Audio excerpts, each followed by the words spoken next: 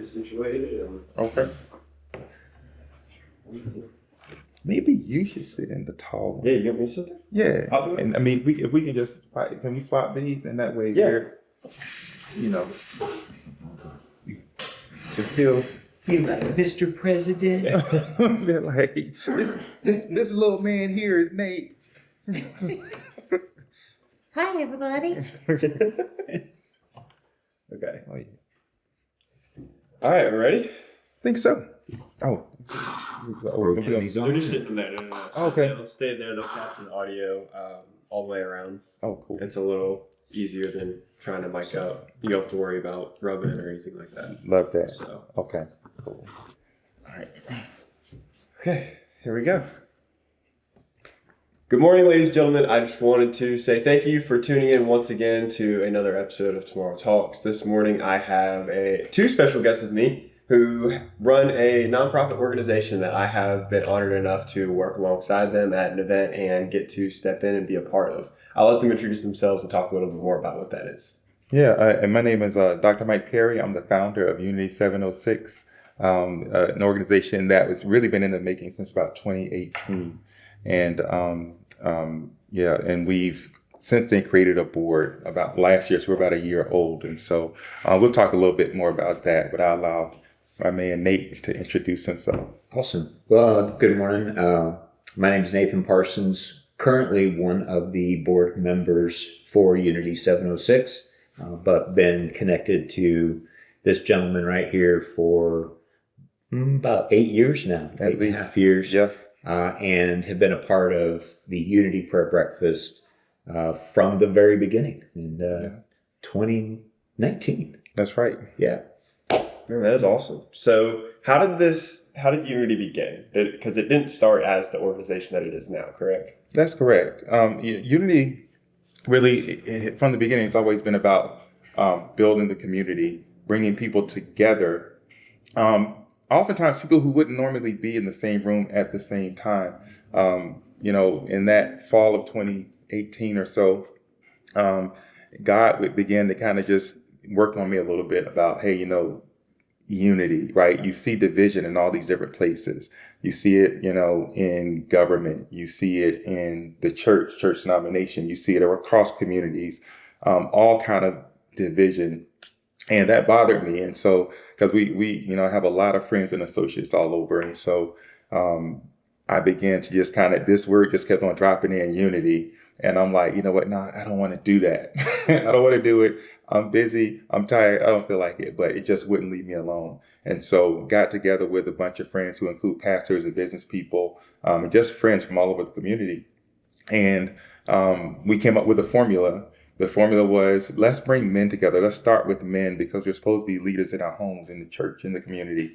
And let's bring them to the same place, feed them because, food, bacon, right? And then we'll create an opportunity for people to kind of come together and sit and talk. We'll have some type of a message, but that message has to be two people from two different churches, two different backgrounds. Music, and the other important piece was when we bring them in, we bring them to a neutral place because people have hangups about, this church, I heard about what they're about, or this place, we wanted to bring it to a place that we kind of created, a space that we created, so there's no baggage that they bring in with them. Yeah.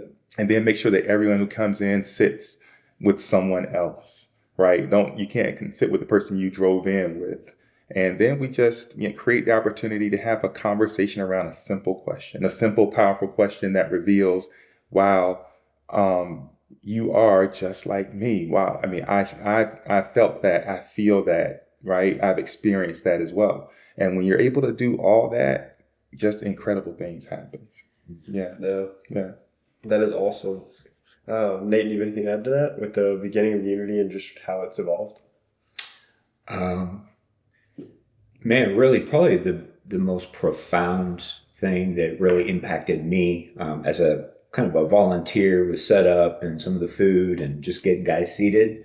But after that 3.5 hours, the walls really were coming down. It didn't matter if you were 15 years old, 89 years old. It didn't matter what church you went to. Like, none of that was part of the conversation. And to sit around a table of 8 to 10 guys of all different walks of life, different levels of experience, jobs, prior military, business world, it didn't seem to matter when we left because, like Mike was saying, just like the struggles, the challenges, the pain, and just knowing that you were not alone. Like, because I think sometimes as guys, we're just like, am I the only one really going through this?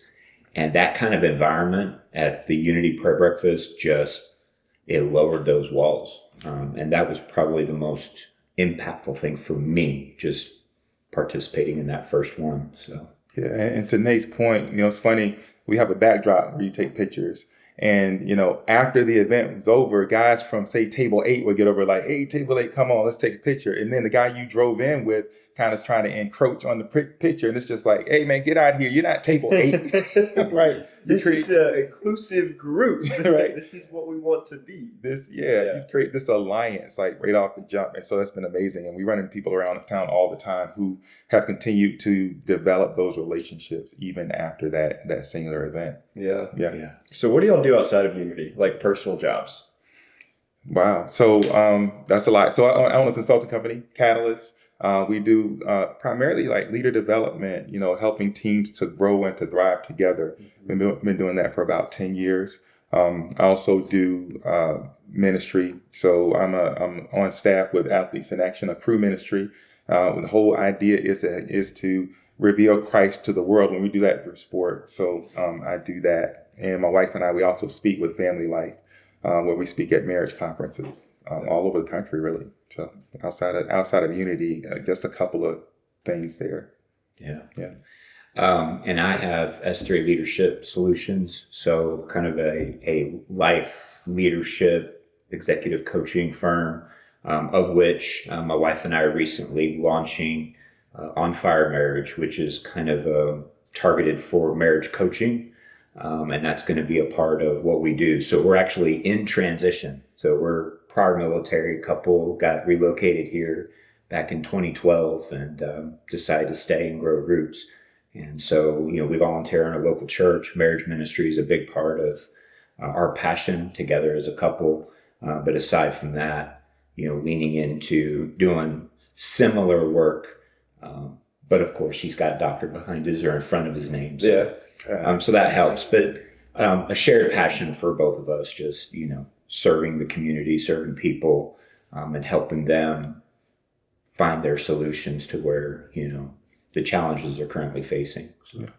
And when it comes to building something like that, when you step into building something larger than yourself, whether that be for other guests I've had on the podcast, clothing, apparel, marketing, or things of that nature, how important is it to have balance?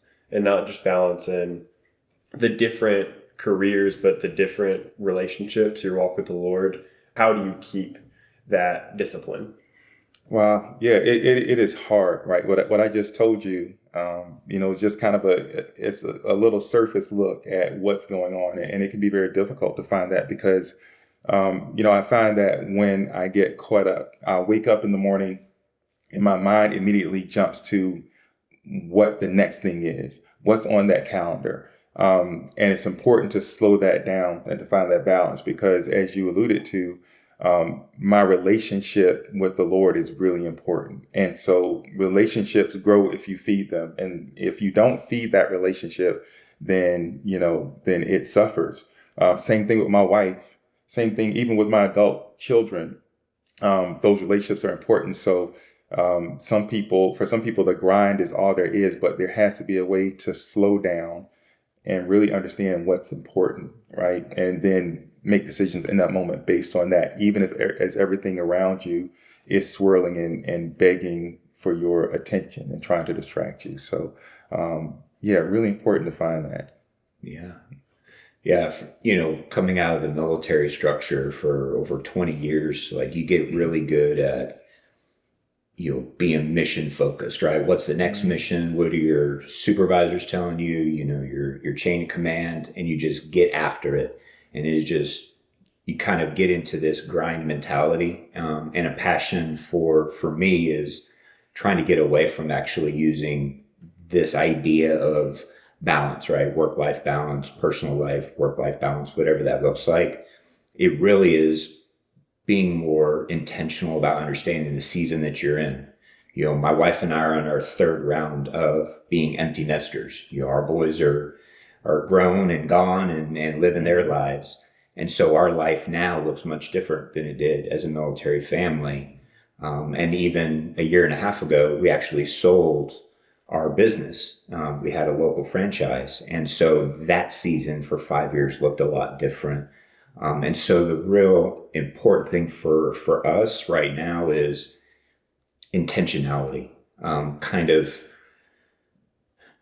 having some structure, but recognizing things just happen and not being so restricted and then feeling guilty, like, man, I didn't get this done today. I didn't get this done off my checklist, right? I mean, we live and die by a checklist sometimes. And then we heap on this guilt and this shame when we don't accomplish something where, you know, for me, it's, am I showing up right here, right now with what's right in front of me? And that's really, it's been probably a year and a half ago, I termed this Project Reinvent Nathan, you know, and it's been very intentional about what it is, you know, that I'm good at, that I feel God has placed in me as gifts, and then leaning into that to just serve the people immediately around me and let those domains of life kind of adjust, you know, all those spokes on the wheel or whatever model, you know, you want to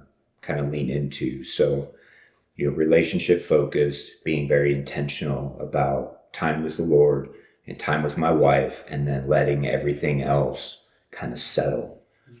So that's kind of what it looks like for me right now. Man, that I think what you just broke down it's so critical. It's kind of why unity is important, right? Because there's all these conversations that we're not having, but all these things that commonly we're struggling with, and oftentimes growing up, and you know, as we find success, then we believe it looks like I have to do it myself. I got to figure it out. And you know, the vision of unity is safety in numbers, freedom from shame, unity with brothers in Christ, right? Like that safety in numbers is important because when we come together, we begin to hear like, wait a minute, like I feel that, I know that's something that's familiar to me and that I'm struggling with even maybe right now. And you know, right, there's this shame that comes with that when we begin to realize we're human beings, right? When we realize, oh, wow, you too, boom, the shame begins to peel away. It's because maybe I'm not crazy. Maybe I'm not like, I'm not messed up. Maybe I'm just like everybody else, right? I think that's really important to find. Yeah. Yeah.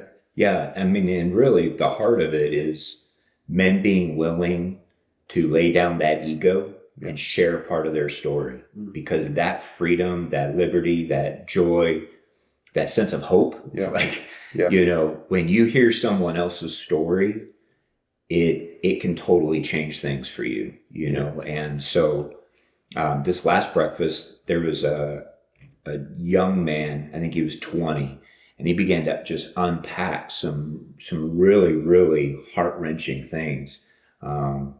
You know, sickness in the family and family dynamics. And it's like, man, I'm, you know, at 50, I'm like, I didn't have to go through that at 20. Like, but what I have gone through.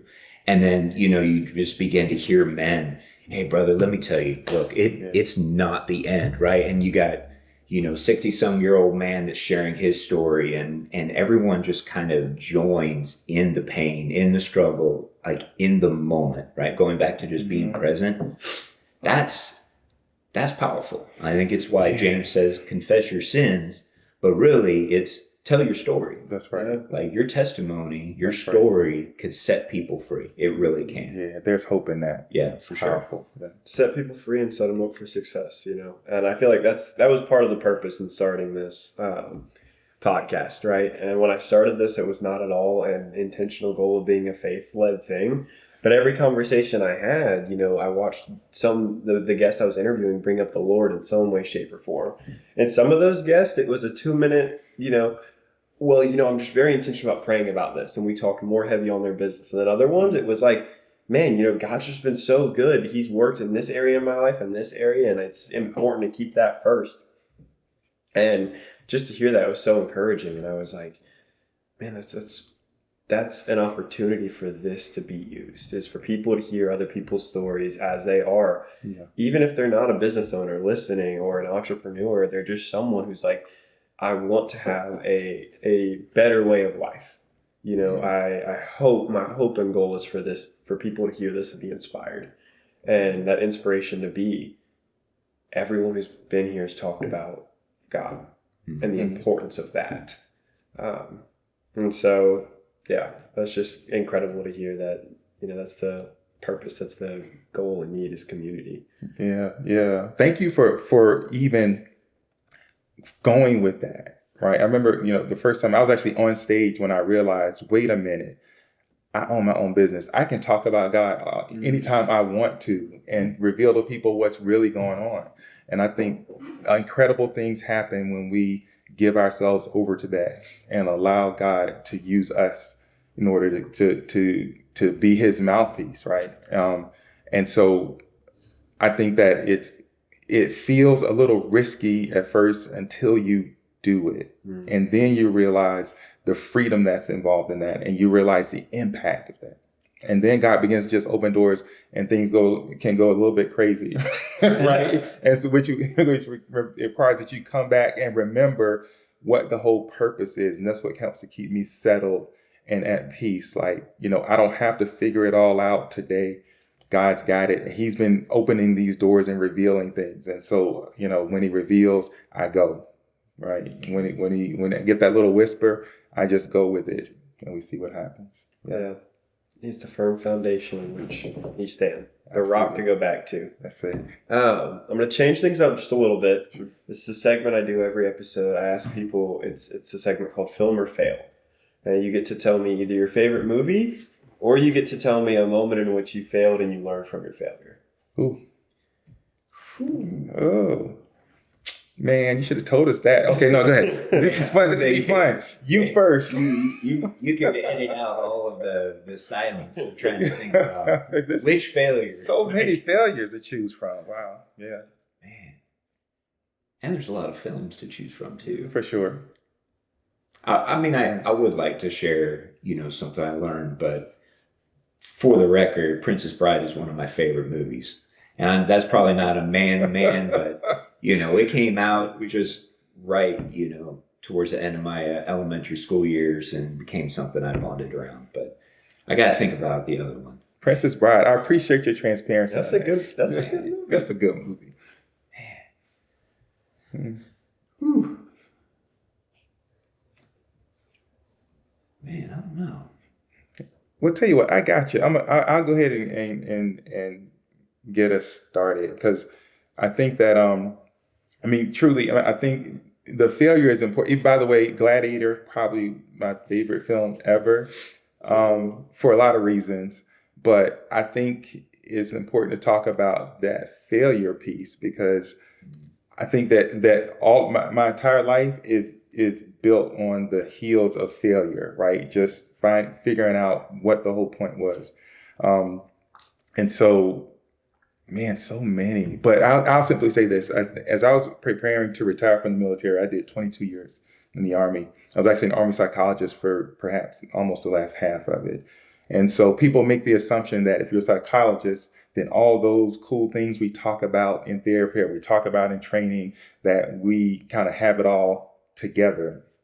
And I remember going to Georgetown's training program for executive coaching as I was retiring. I've been doing it in the Army for a while in a recruiting command, but I said, I want to know the people who say they know what they're doing. I want to know what they're doing. I want their tools and their techniques. And so I thought I was going to get tools and techniques. So I go to DC, we go to class, and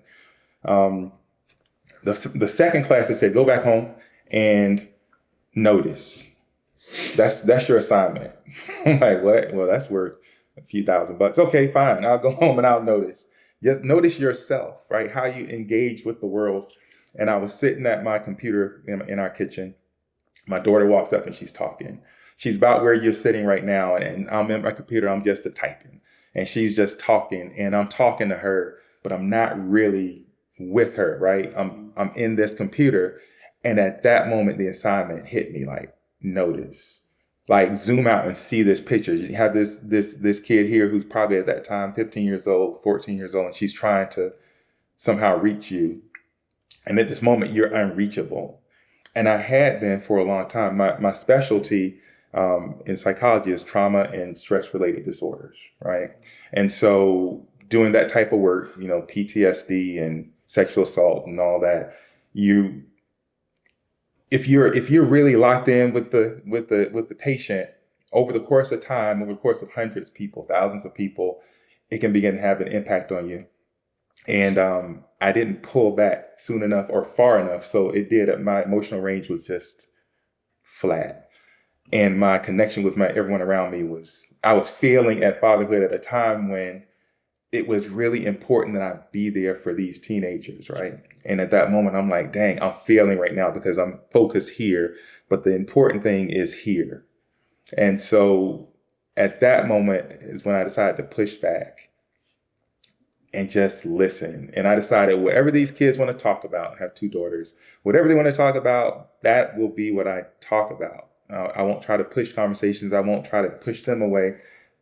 I'll just receive whatever and we'll go there. And so, and if I'm in my office, I'll get up from my desk and I'll sit over here in this couch and we're just going to talk. So I started doing that. And as a result, I know more about hair and makeup than you might imagine. It's pretty uncomfortable, actually.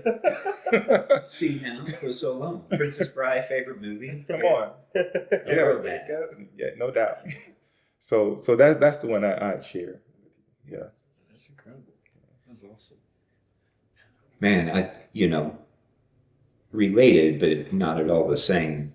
I'm a boy dad. Mike's a girl dad. We had 2 boys. They're now 30, and our youngest is about to turn 27 next week. And but I was in the Army. I was an Army medic for 24 years and had other jobs. And in 2005, got called up and sent to Iraq. Kind of in the thick of things, and there's parts of the story that I'm not going to share right now. But when I got back, I was really surprised with the challenges that I had. I knew the Lord. I was raised in a Christian home, raised in the church. I was one of those guys probably with a little bit of spiritual indignation, righteous indignation, a little bit of chip on my shoulder. I got this, right? I'll deploy and I'll come back and everything's good. I got a, supportive wife and good kids and supportive church. We lived in San Antonio at the time. And I got home right before Christmas, 2005. And so my wife had the house decorated and, kids were getting ready to get out of school. She took time off of work. And January 4th, boys went back to school. My wife went back to work. And I still had some time off before I had to go back to my job. And I got blindsided. I was achy, sick to my stomach, lost my appetite. Long story short, got diagnosed with adjustment disorder because they were really slow to diagnose PTSD at the time. With some anxiety and depression and just kind of a blend of things. One of what I would say a failure was about a series of failures in about a 5 or 6 year period following that, where I lost sight of who I was supposed to be as a godly man, a picture of biblical manhood, specifically with my boys. I began to chase their behavior. Like I just wanted to fix it. They talk right, clean your room, go here, do this, get up at this time, stop talking back to your teacher. I became very focused on all the external things and I stopped chasing their heart. I stopped cultivating. I wasn't tender, very impatient, short-tempered with them and my wife. And so, what I learned through that season of healing and counseling, and I was in therapy for a while, and, 2006 to 2010, the culture within the military still wasn't really, really strong. What are my soldiers going to think if I tell them I've got PTSD and I'm on antidepressant? And, what am I going to tell people in the church? And so, for me, it was, I got really, really convicted about not chasing my boys' heart. Like, go after their heart, their behavior will take care of this themselves. And same for my wife. I stopped pursuing her, and, just really, I fell a lot. And, I try to use the word failure very loosely because I think we can get trapped again as men, right? Well, I failed. Well, really, you fall, right? You fall. If you get up, you're not failing, right? You're learning, you're growing, you're moving forward. And so it was, 5 years of falling a lot. The scars on my elbows, my knees, my face, I fell a lot and did not do it with grace. And so that broke my heart, and it took some time for God to really kind of deal with me and say, hey, you haven't lost your salvation. I love you. I'm here. We're gonna go back to the beginning, who I created you to be. And it was kind of this big reset that happened. And so God's been gracious, restoring that relationship between me and my boys a little at a time. But that, it really kind of leads into what we were talking about with just unity, right? Men that have gotten it right and men that haven't gotten it right. And we've all blown it in some way, somehow, at some point in time. And having that space where there's accountability, hopefully men are beginning to lower their guard and become more authentic and transparent with one another. And, slowly God began to bring, some men into my life. And by the time we moved here and getting ready to retire, got to meet Mike and his wife, and they've been, a voice of reason and coaching and mentorship and just brotherhood. So that, my failure was about a six-year failure. That's my story. Man, that's so good. I'm sitting here thinking about, what you mentioned in terms of failure, right? And the difference between falling and failure. Failure is not locked in until you don't get up, right? Yeah, sure. I think it was Muhammad Ali. It might have been Cosell interviewing him. I think he was knocked down. Might have been by Foreman. Maybe it was Frazier. I don't remember. But they were asking him, like, how did you get up? And his response was, because the ground is no place for a champion. And I just love that response, because we have to recognize you're going to fall, right? There are going to be times when you feel like failing. It's not the time to retreat into yourself, but it is the time to reach out and connect and lock arms with somebody who can help to lift you up, for sure. Yeah, that is, we just keep hitting it on the head of the importance of, that accountability and knowing there are other people going through what you're going through. And especially in entrepreneurship, it can be so easy to get isolated, right? Yeah. Because you're like, oh, well, this is one, this is mine. And two, well, they're doing something similar to me. They're going to take my ideas. They're going to come in and they're a competition. And it's, a lot of, that was to be 19 and starting a business. That's my initial mindset. Yes. Is the fear factor of like, I can't open up and trust anybody because I'm 19 years old. They're going to take advantage of me. And the more that I embraced and just started to be open and trusting of the business owners around me who are 5, 10, 15 years in owning a business and 20, 30, 40 years of life experience around me, I've got to see a whole lot more of like, they're not out to get me and everybody isn't out to get me. And especially if I know God's got me, he's going to protect me regardless, right?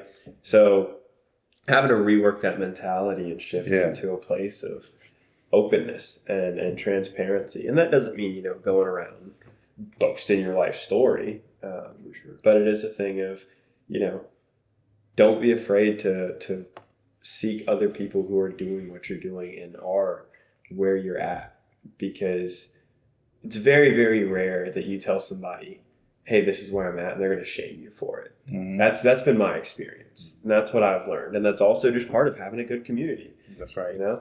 So moving into still talking about community, I know community is like vital to the success of Unity, right? Yeah. But do you collaborate with other local businesses or churches or nonprofit to help keep that community full? Yeah, we do. So bunch of churches. In terms of like the Unity Breakfast, about 50 to 60 churches are represented in that room.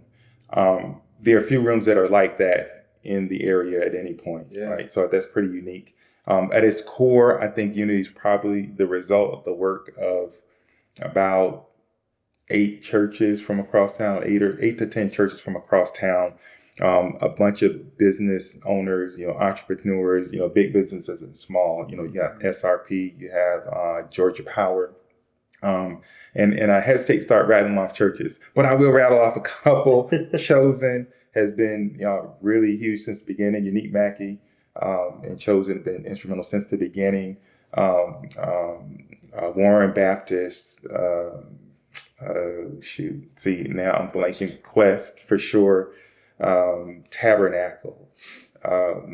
There's a bunch of churches who have individuals who have really poured into this thing. And so, it's something like this, because the whole nature of it is bridging these communities, right? And so the community is really at the core of what Unity is. Yeah. Well said. Yeah. Thanks. So what role do volunteers play in your organization? Volunteers are huge. As far as in what we're evolving to, because it's been a breakfast at its from its inception, but we're evolving into kind of a small group piece. So something like this you can't get done without volunteers who understand the vision of this and the mission of it, who are willing to pour their time in. So we have a team. When the breakfast comes, we have like these team leads, and so we have people volunteering from things. As soon as somebody comes in the door, they're being met. I was meet it and greet it. We meet them and greet them. You have volunteers helping to set up, helping to tear down, praying for people. That's like a really important one that begins before we ever step in the building. Is having a group of people who are available to pray for this event, for this movement, and even for people who they've not yet met, because we know that God knows what's going on. And so volunteers are critical to the success of this, and will be going forward, right? As we do these groups, those are going to be primarily a volunteer basis. We'll kind of help create the space and set the stage for them, but we're going to need volunteers to come in and run these groups. Especially one of my favorites, we're calling it Fight Club, right? And Fight Club is really about bringing men into an intimate space to talk about some things that are maybe challenging going on in their lives right now. But we call it Fight Club because the word tells us that the Lord will fight your battles for you. You need only to be still, right? But it's hard for us to be still and to let him work and fight those battles. And sometimes you need some people around you that are fighting with you in prayer and helping to remind you, like, this battle is not about what you really see. This is a spiritual battle, right? And so reminding whoever that is, whoever those men are, to just allow God to work and fight on their behalf, right? So that's what Fight Club is all about. But that'll be primarily volunteer driven as well, yeah. And when you had told me about Fight Club initially, you looked at me and I think we were meeting to talk about making the video for Unity. You were like, we're starting this thing called Fight Club. First rule about Fight Clubs, you don't talk about Fight Club. Right. And I immediately was like, oh, this is great. Movie reference, I'm all in. But no, it's a good thing to have that community space for men, and it's to go and know that it's not going to, come out. Yeah. So. Well, and there are a group of men since the first breakfast, actually, kind of a spinoff before this even became nonprofit. It was called Unlabeled. There's a group of men that meet once a month at different spots all throughout the CSRA on both sides of the river. And they get together and pray. They've done a few right around the corner here in Grovetown, the municipal building. They are fighting for men and their families through prayer. They have a little devotion time that's volunteer led. The guys that rallied around that idea coming out of that first prayer breakfast, and it's still going, and it'll be a part and is a part of Unity 706. That's right. Yeah. All those things are referenced. We have a website, www.unity706.com, and all those things are laid out there in terms of the timing of it and all that. So that's a place people can go to find information on that. I was say that was my next question: is how can people follow and see what you're doing, keep up with you? Yeah. That website, and then y'all have social media platforms? Yep, Unity 706 on Facebook. Augusta Unity 706 on Instagram, because somebody is sitting on Unity 706. So if you're sitting on Unity 706, knock it off. We want that on Instagram. Yeah. Okay, awesome. Do y'all have any final shots? Any final thoughts or pieces of advice you'd like to share for anybody listening? I would say, for the guys out there that are listening, whether you're in the CSRA or not, find some men a few men, at least one man, that can come alongside you. You don't have to walk this journey alone. Yeah. Right. And God never leaves us or forsakes us. And everything he's done in the earth has been through relationships, starting from the garden. Right. He partners with us, and it blows our minds, like how and why, like we're jacked up, but he also has called us very good from the very beginning. Yeah. And so, being isolated, the enemy doesn't fight fair. And if you're feeling alone and feeling isolated, that no one understands, no one cares, hopeless, helpless, depressed, anxiety, all of that. If you're feeling any of that, find a group of men that you can rally around you and help you through this season. And if you are in the CSRA, we are just getting started. And I said yes to Mike when I got the invitation to join the board when this launched last year officially. And passion for men and their families, by the way. The work we're doing isn't just for men. We really are leaning into the men so that we can touch their families and reach their families, and the family unit gets stronger and healthier and more productive and can push back darkness in our area. But you can't do it alone. Yeah. And we are adding women to the board. Actually, my wife agreed to join the board because we wanted to begin a focus on how do we engage women directly through this as well. So that'll be growing. But I think that we'd be remiss if we didn't say out loud, their division is a problem, certainly globally, but within our country, within our state, our communities, division is kind of running rampant. And people are struggling to figure out how to operate in this space, right? And so at the risk of getting real churchy on you, I'm going to reference 2 Chronicles chapter 7, verse 14. It says, if my people, and we're talking about the Lord here, right? If my people who are called by my name will humble themselves and pray and seek my face and turn from their wicked ways, right? Then I will hear from heaven, I will forgive their sin, and I will heal their land. We're trying to figure out how to heal this thing. We're trying to figure out how to get better. And getting better is about us coming together, right? Turning away from all those things that are distracting us and trying to have us battling each other and understanding what this life is really all about, and doing that together. That's what we're trying to do through Unity, and that's what that we pray we continue to grow here. Yeah. Beautiful. Beautiful way to end it. Well, gentlemen, thank you all for your time and coming and being with me this morning. Yeah. I know that this will encourage, I mean, if it's at least one person listening, I know that it will be used and stewarded well. So thank y'all for your time. Hey, thank you Thanks for for the having us. We invitation. appreciate the talent. Yeah, of course. Yeah.